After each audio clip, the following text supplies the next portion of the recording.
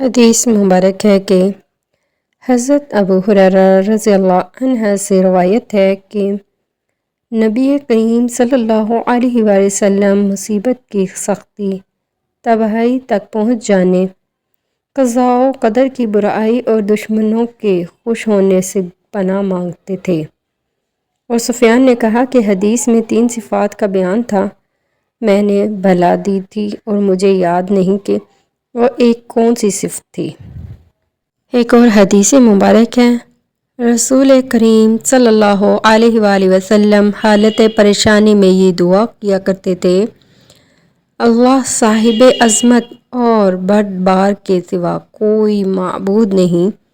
اللہ کے سوا کوئی معبود نہیں جو عرش عظیم کا رب ہے،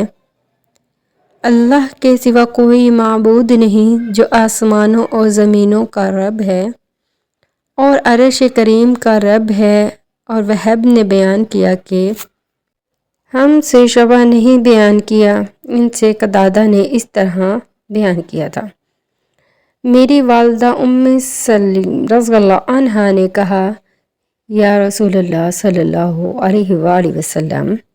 انس رضی اللہ عنہ آپ کا خادم ہے،